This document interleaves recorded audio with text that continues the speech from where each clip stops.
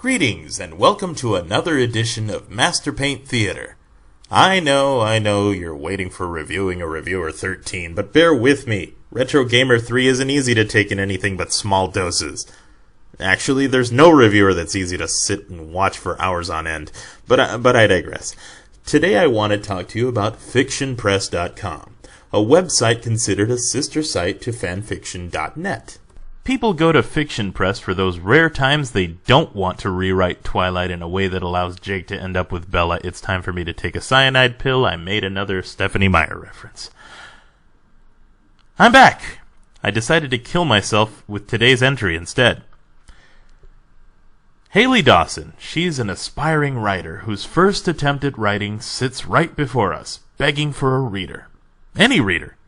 Unfortunately, her entry has gone unnoticed, unrated, and untalked about because there's just too much literature, and I do use the term literature very loosely here, that goes into Fiction Press on a daily basis. Well, I chanced upon her script just a few days ago when she first put it up, and thus tonight's episode was born. As always, here's where you can find this gem if you'd rather read along and not see my cartoony representation. The spotlight is yours, Haley. This is Steal Away, the first story of a writer you'll never read again.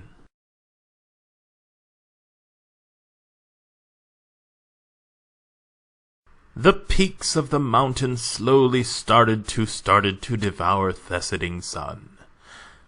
Yeah, this is a wonderful start. I can see the publishers all scrambling to pick up the rights to this already. Telling me another summer day has gone... Yes, Morshu moment there. Summer day has come and gone away. The gentle breeze pushes my hair first person.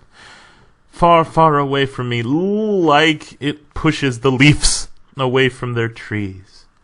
The golden sun, trademark, made the mansion and its surroundings look like something from a fairy tale. The rivers running clear, and the brackens gold in the sun. With horses running freely through the green pastures, some of its inhabitants, like Mother and Peter, seem to, most days, take all the warmth and happiness and twist it into cold bitterness. Take all the warmth and happiness and twist it into cold bitterness. Whew. Days like those ones never forget to remind me of how desperately I wanted to steal away. Though I am not strong enough to even make beyond our hills surrounding the estate without guilt and cowardness. Cowardness pulling me back.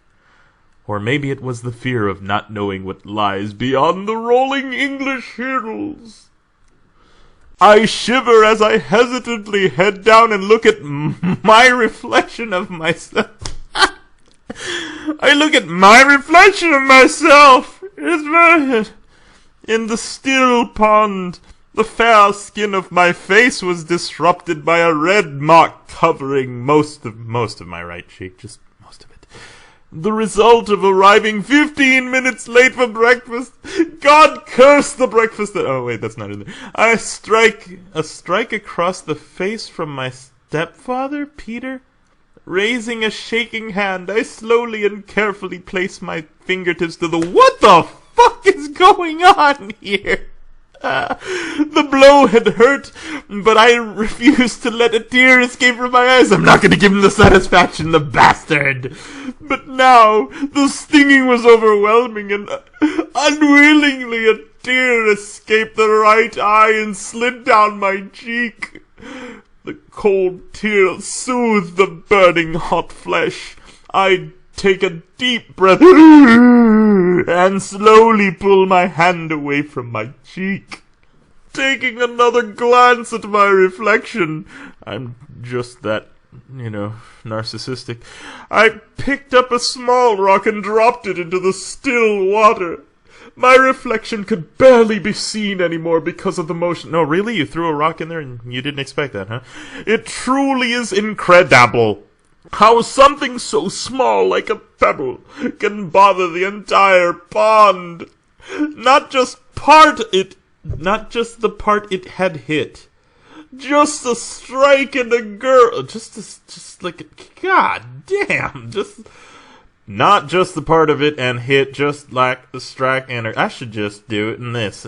The hand that only hit her face, but bothered her. Yeah, he bothered her entire body. Walking away from the pond, the water is still rippling. God, get away from the pond already.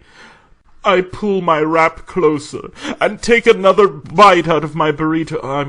Around my shoulders and arms, wanting to stay outside as long as possible, though it was only midsummer.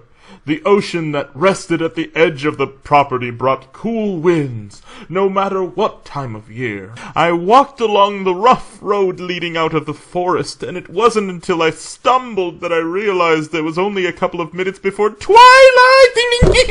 Woohoo! It's gonna be the opening of Twilight!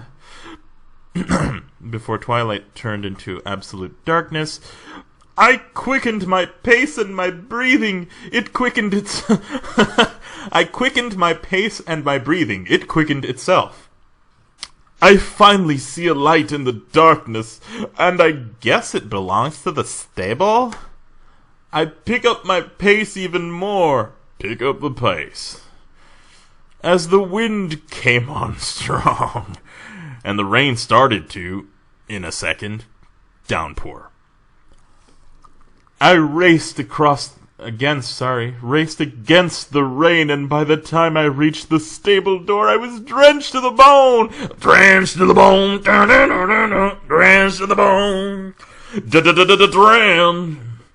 I threw open the door and bombarded I just threw open the door and I bombarded all our...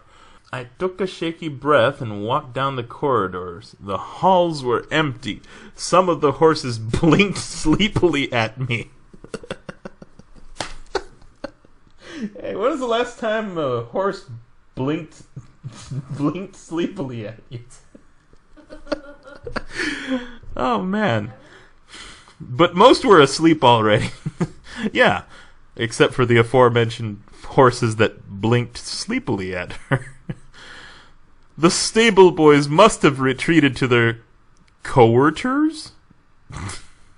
To their quarters? Quarters. To their quarters. Good Lord. I wandered through the halls and searched for Fedele. Fedele? Fedele. Fedele! Hey, Fedele! My father's horse. Oh, of course. Fedele, period, my father's horse. So, okay, my father's horse is a whole new sentence here, so, yeah. Not Peter's, my real father. Jesus Christ! God damn, no! This is illegible! This is completely... Let's try this again. Not Peter's, comma, my real father James. Fedele is a beautiful Palomito thoroughbred, and was my father's companion. Or so I was told. Fedele, come to me. Fedele, come to me, and he gazed at me, as if trying to tell me something, while I petted his nose. I petted his nose, and you know, because everybody like pet the horse nose. Can I help you, miss? A voice said from behind, and Fedele turned into a human being, and I whipped around and saw a young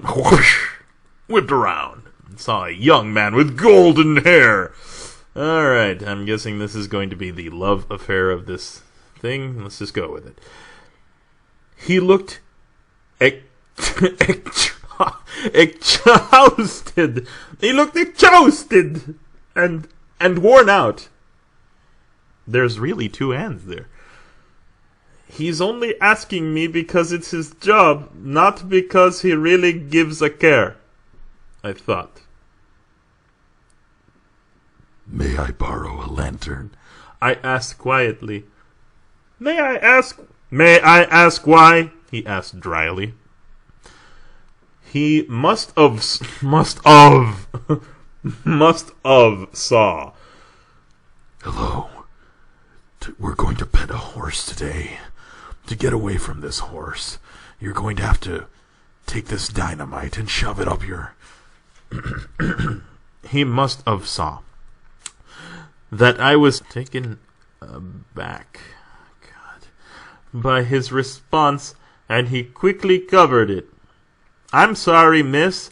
Are you trying to get back to the house? Do you live there? I nodded. Who's saying what here? Oh, well, I'll go get you a lantern. And with that, he was off. Several minutes later, he returned. Miss, what are you doing in weather like this? He said quietly. Oh, miss, what are you doing in weather like this? Well, it would seem that I was out for a walk, and while returning from that walk, I got, caught in a rainstorm, I said, annoyed. Of course, annoyed. The emotions make so much sense. Don't you stable boys observe anything? Strange, isn't it? A girl soaking wet in a rainstorm? I used a shrilly laugh.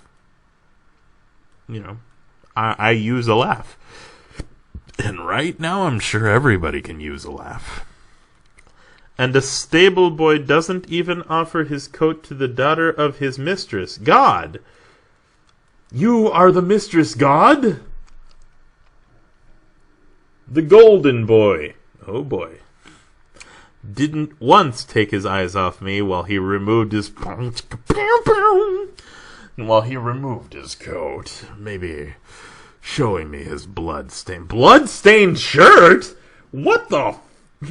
Showing me his blood-stained shirt at the back? Oh, I'm terribly sorry, sir. I haven't exactly had the best day today. Really, I'm sorry I was like that. I'm sorry I was like that. Sorry I was like that. He smiled a smile that was rarely seen here. Smiled a smile that was rarely seen here. Don't worry about it, miss, he said as he helped me into his new coat. His new blood-stained coat. I want your fucking AIDS! Get your fucking bloodstained coat away from me, you bastard! I haven't of course! I haven't exactly had the best day today either. He handed me the lantern. Good night, miss, as he strolled down back the corner to his room. God damn. Alright, so now you know why this thing has gone unnoticed, because it's virtually unrateable. Alright, Haley Dawson, this was your one shot to impress, and impress you did. I had no interest in your characters, your plot makes no sense, you got a guy inexplicably bleeding for no reason other than apparently you like your blonde guy shirtless and bleeding, and I've no idea why she was slapped while studying her reflection in a pond. Overall, this is not going to make Oprah's Book of the Minute Club at any point in our remaining history on this Earth or any other planet. And a good 20,000 years from now, your computer will be found and your script will be the sole reason future societies will go around believing we were nothing but a bunch of vulgar, stupid apes concerned with little more than hot, bleeding stable boys. Thank you. We, like Neanderthal and Cro-Magnon continue to do to us, manage to potentially punk future scientists who'll still go, what the hell is this savage scribbling? Just dump it in there with this box full of Tweeligets. They all roughly translate to the same. How peculiar these beings manage to keep their species alive. It's a mystery to us, and it shall always be. Haley Dawson, you have a bright future ahead of you. Might want to step back from that heat lamp, kiddo. Till next time, dear viewer.